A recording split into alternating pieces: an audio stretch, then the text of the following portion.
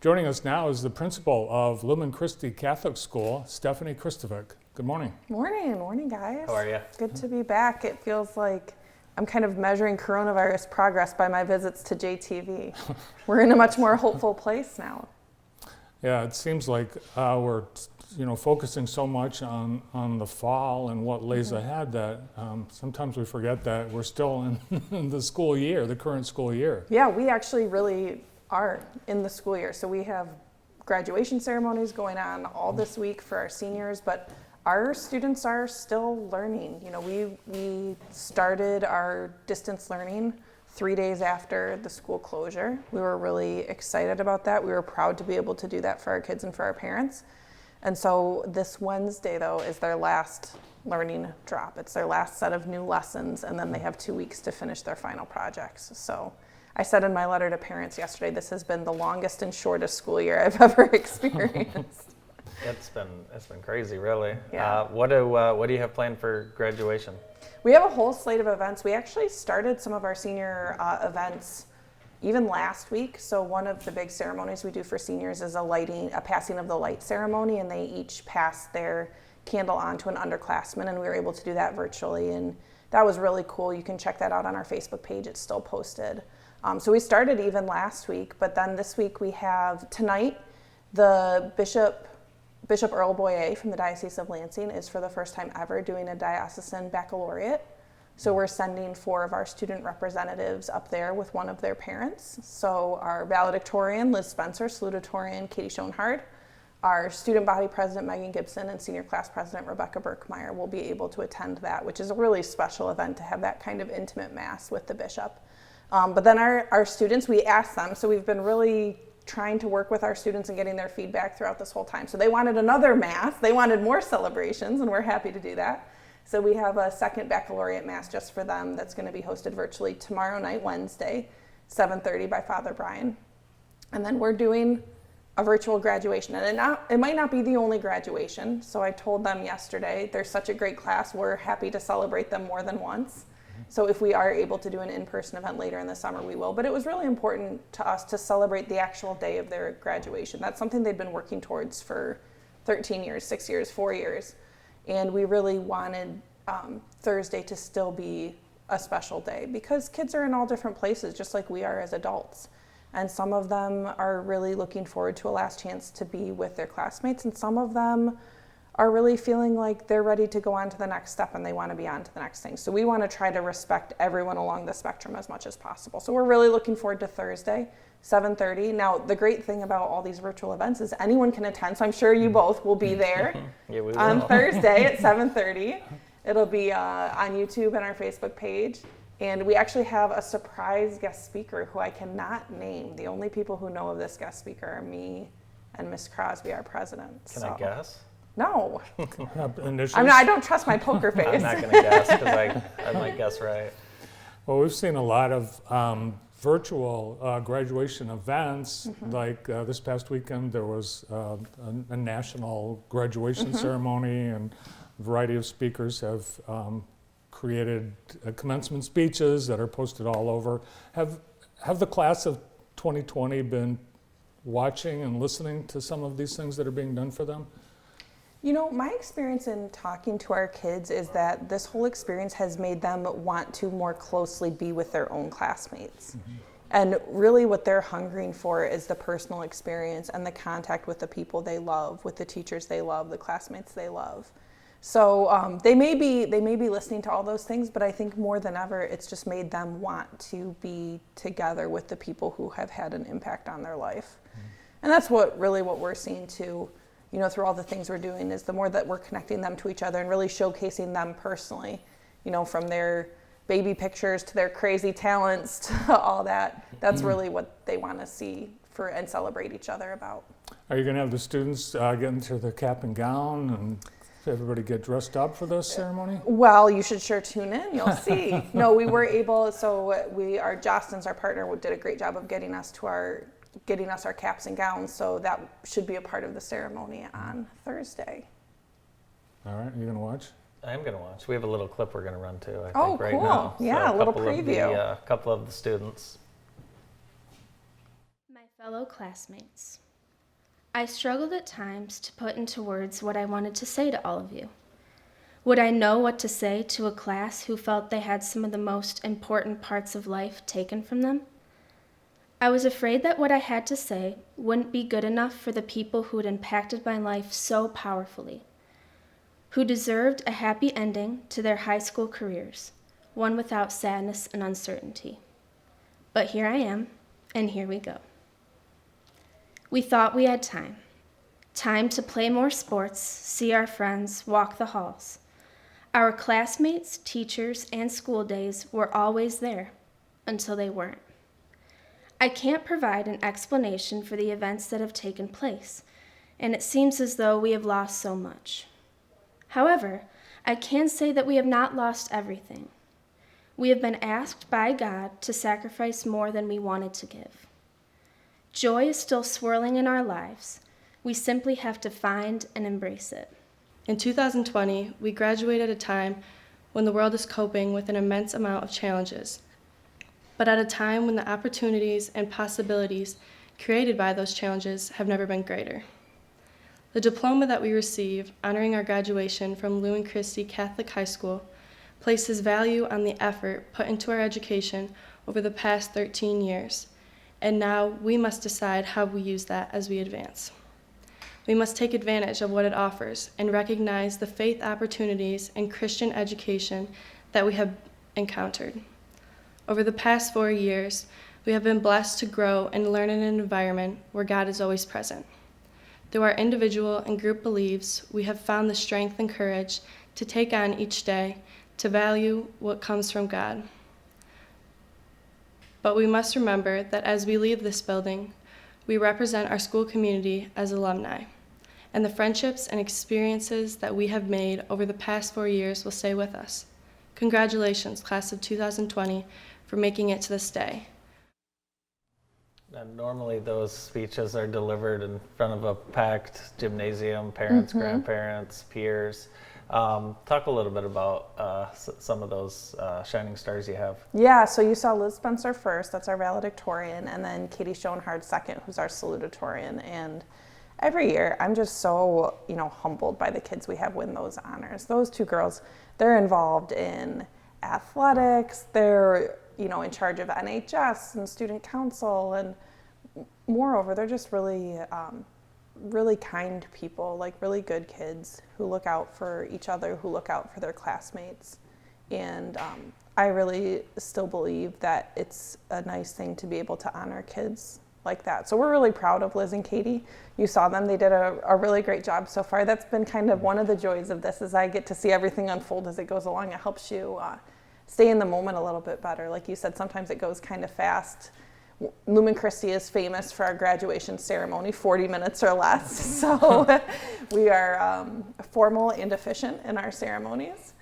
And so sometimes you miss some of the small parts, but it's going to be really nice to be able to go back to and rewatch that. And that's, we hope, a silver lining for our families is that, they're going to have this graduation ceremony permanently that they can look back on. Yeah, I got a sneak peek at those students filmed their speeches here at JTV last week, so I got to hear them. And if you want the true experience of a Lumen Christi graduation on Thursday night at 7:30, turn your thermostat up to 90. Well, we have been talking about that. If we do an in-person, I don't think that people know that our school is air conditioned. Lumen is, and most times it's quite chilly. But the gym is not, and I don't know that people know that. So I was like, if we get to August and we're doing an in-person, we may have to get some creative. Be outside, but that might be good anyways, based on the restrictions. Stephanie Kristovic is with us from Lumen Christi Catholic School. She's the principal more at the school's plans for the summer and fall when we continue here on the morning show. Stay tuned.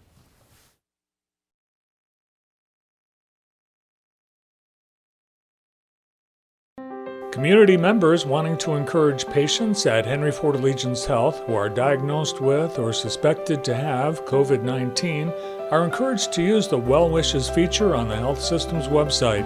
Share your words of inspiration, and HFAH will display them on the TV monitors in patient rooms. The process is simple, quick, and will help brighten someone's day.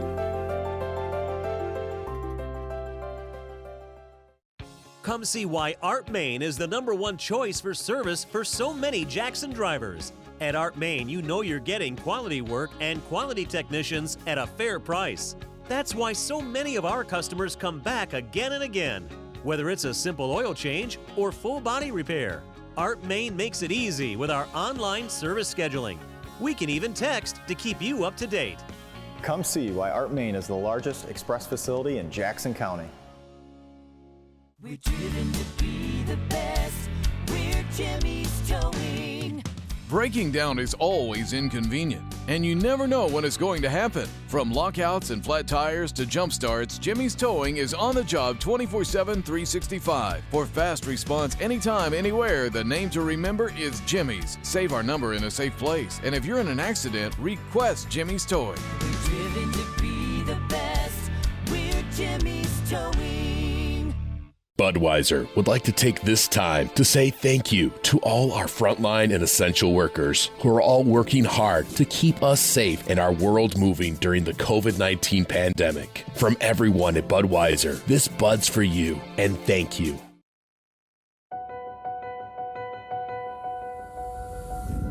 As we work to get through these times together, you may not be thinking about blood donation. But blood is desperately needed now to save lives of people who are sick with a range of serious illnesses. It's easy and safe to give. If you are in good health, please donate. We need heroes now. Visit redcrossblood.org to schedule an appointment. Jackson Public Schools Kindergarten and Young Fives Roundup is underway. During the school closures, you can enroll your student online or call one of the schools to receive assistance for enrollment. Please visit the JPS website, jpsk12.org, for more information. Go Vikings! More than 20 veterans and first responders die by suicide every day. It's time for a change. Life Aid is an initiative that uses new technologies and therapies to address the health of the brain, delivering a more precise diagnosis, which leads to better outcomes and a better life for those that are suffering. Help us help our heroes in these uncertain times. Together, we have the power to give the gift of hope. Go to lifeaidhope.org to learn more and donate today. Welcome back to the morning show presented by the Pick Center, and we're back with Lumen Christi Principal Stephanie Kristovic. And Stephanie, you're talking about just wrapping up the school year. You got to already be looking ahead to next year, which is impossible almost to know what's going to happen. So how are you and your staff handling that? Yeah, I think that's the hardest part, but you know, we really have a mindset. I always joke that starting in February, I have 2 jobs because I'm finishing that year and then living the next year. And so we already have that mindset in February of how are we being creative, what are we planning for to develop our teachers. So when we started in March, one of the values that the leadership team, that was really important to us, is how we were using this 3 months to plan and get better for the future. And so we were really intentional about some of the things that we incorporated over our distance learning to get kids and teachers and parents to practice them so that we're ready for whatever happens in the fall. So things like, you know, we at this point, we've had 100% participation with our distance learning. Every single kid has participated at some level in our distance learning, and we're super proud of our kids and our families for doing that. So we know that they know how to get onto Google Classroom. We know they know how to turn in assignments. We know that they know how to access their teachers using office hours. A couple weeks ago, we started doing mandatory Google Meet calls. And the purpose of that was to get the kids used to that so that, you know, whatever happens in the fall and winter, we already have that learning behind us. We're ready to jump in full scale with whatever happens. My sense is that there might be a mix, is that we might be, you know, able to be in school some of the time, and we might experience some school closures, and that it's worth the hard work in advance to plan for that. You know, and that's why we were ready to start with distance learning so quickly is, you know, in the 2 to 3 weeks leading up to that, we decided that it was a possibility and that we were going to work extra to be ready for it in case it happened. And that's why we were ready to launch so quickly. So we're doing the same thing now. My team's been working really, really hard, and they're really creative, and we're hoping to be getting something out more formally, but we're really sure that we're going to be able to meet the CDC and the governor's recommendations that kids be 6 feet apart in classrooms, and that for the most part we'll be able to be in our schools. So we're going to have plans ready to kind of quickly toggle between distance learning and in-person learning, but we know that in-person learning is best. We know it supports our families and our economies to have kids safely in schools, and so we certainly want to do it safely, but we think that we have the hard work ethic and the creativity and innovation to be able to do it safely for kids. One thing you have is space. That's got to be an advantage when you have to consider spacing people, having fewer students in the classroom or being further apart. The school was built for more students than currently are enrolled. Would you anticipate using some spaces of the school that you might not be using now? Yeah, I think that's a huge asset that we can leverage right now. You know, at its highest enrollment, I think we had 1,100 kids in the building. I don't think it was built for 1,100 kids, but there were 1,100 kids in there, you know, back in the 80s. So we do have some more space. I think one of the things to be creative about, so this is kind of some insight into the inner workings of a school, and honestly for schools this happens every year, is the bigger issue is personnel and supervision, right? So no matter how many classes you have to have a teacher in each one of them. And so if typically you have class sizes of 25 or 30 and you're trying to get to class sizes of 12 or 15, that potentially means that you're doubling your staff. So those are kind of the puzzles that educators are working with right now. So it's both space and it's personnel, and it's the right personnel, right? It's making sure that your kids are getting the highest quality educational experience in every setting and doing so safely. But we've been working really hard, and I think we're, you know, getting ready to give some really good information to our families for next year. What about some of the electives that, you know, that those might be more difficult with the social distancing, you know, things like band, art? Obviously we talk about sports all the time. Mm-hmm. Have you started to put plans in place for that, or is that more of a wait and see approach? Definitely. I think it's a two-tiered approach. One is going to be kind of the foundation of the school, and then the second is going to be by department that's a little bit more specialized. We are blessed in the design of our school that we do have large spaces for the arts. It's something that we as a school want to talk about a lot more sometimes than other people do, but we have really fantastic art rooms. I happen to know that their capacity is 21 off the top of my head. We have really great, 21 at 6 feet apart is what our capacity in our art room is. We have a really large choral room. We have really large band rooms. Now, that may change. Some of the new information coming out seems to suggest that some of those activities that kind of expel air in closed spaces like singing might be at higher risk. And so it might be a more individualized approach. But because we've been doing the distance learning, we have a lot of tools in our tool belt to address that. So our choir class has been marching on. I mean, they already did a production. So they did an America the Beautiful performance, and they each were assigned their pieces and sang it remotely and then put it together. And so that's the great thing about having really dived into distance learning 110% the last 3 months is we already have some planning around that. So it might be that you come in person and then you get, you know, maybe you watch the video of your singing together and critique it without singing live, and then your homework is to go home and sing and do your video and then upload it so that that's what you're working with the next day. How about summer? Will little kids be standing with melting popsicles on the curb after basketball camp this summer? You know, we are not closing any doors, but you know, my charge to Jesse Brown, our AD, who you've both met, who's super dynamic with everything, is we have to do it safely, and it has to be at the pace of the school or slower. So we really want to keep all of our athletes and kids safe, and we're creative and we're fast. So if the door opens on June 1, you might be hearing from us on June 2, but we're going to make sure that we do it in the right way for families. So right now, we don't have any plans for camps. We had actually been looking at launching back in the winter, we'd been planning to launch a whole month of camps in June across both our academics, arts, and athletics. And so we likely won't be introducing those new camps this year. We'll kind of wait till people are more settled. But the summer is a really important time for kids developmentally to interact with one another, and I certainly know that the kids are eager to get out and get doing stuff again for sure. You have some dates coming up for people who want to learn more about the school? We do, and I hope you have them written down because we just decided on them yesterday. But I know the first one. I do. Thank you.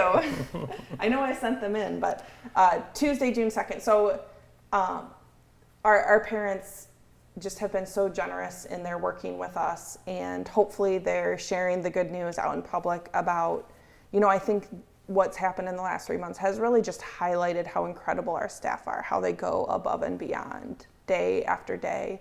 And you kind of get used to it when you live it every day, but then something like this really highlights the difference in Catholic education and what our teachers bring to their mission. So if you're interested in learning more, we are kind of working on our schedule. So these are a little bit delayed because we may have limited capacity due to some of the issues we talked about. So we may only have a few spots at each grade level. So Tuesday, June 2nd at 8:30 a.m., Thursday, June 25th at 7 o'clock p.m., and Wednesday, July 15th at 4 o'clock p.m. So the first one on June 2nd, and those will be hosted live at the school if we're able to, based on the governor's orders at that time. But if not, they'll be virtual. We've already done 3 virtual open houses, so we've got our shtick down. We can tell you a lot about our school, and you can really, more than you'd think, kind of get a good feel for what the school's like through the virtual event. So the next one is on June 2nd if you're interested.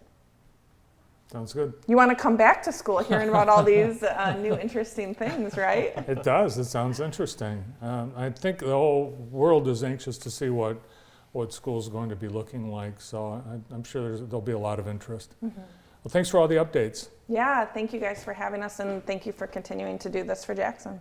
Thank you, and congratulations to the class of 2020, the virtual graduation Thursday night at 7:30 on YouTube. Principal at Lumen Christi, Stephanie Kristovic. Well, up next, we'll talk about the supply chain with ALS, Automated Logistics Systems President Joe Parker. Stay tuned.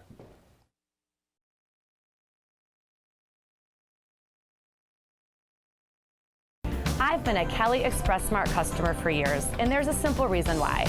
I stop at my Kelly Express Smart every day when I take my kids to school and go off to work. The entire staff is friendly, and the manager even saves me my favorite morning paper. The service is always fast, which is great for a family on the go. Kelly Express Smart has everything my family and I'll need to get our day started, especially fresh, hot coffee. There are locations all around Jackson, so I know that there are quality products and fast, friendly service just around the corner. Kelly Express Smart, they're the best. Why should young people care about the spread of coronavirus? Well, we know that people with underlying medical conditions over the age of 60 are at highest risk, but they've got to get it from somebody. So we're asking everyone to be selfless for others so that we can protect those who are most susceptible. Not going to bars, not going to restaurants. It all just means physical separation so that you have a space between you and others. For more information on how you can social distance, please go to coronavirus.gov. The coronavirus pandemic is an incredibly trying time, but we're here to remind you that there is light at the end of this tunnel. King David writes in Psalm 30 and says that weeping may last for the night, but joy comes in the morning. We have hope that joy is on the way. We just have to keep fighting. I'm proud of the way so many of you are serving this community. Keep going, Mid-Michigan. We'll make it through together.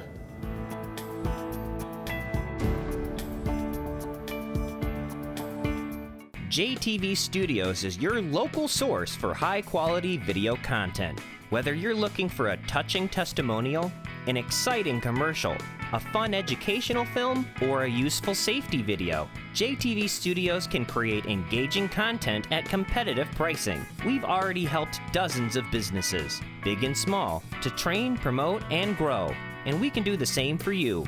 Call or visit us online for an estimate today. Are you and your parents ready for their retirement solution? Bring Mom and Dad and visit Brooklyn Living Center for a tour and complimentary lunch. Brooklyn Living Center, set in the Irish Hills, has ground floor apartments, spacious floor plans, home-style meals, 24/7 staffing, and much more. When Mom and Dad move to Brooklyn Living Center, everyone will be worry-free. Brooklyn Living Center is a Lloyd Ganton community where our continuum of care spans all levels. Call now for a tour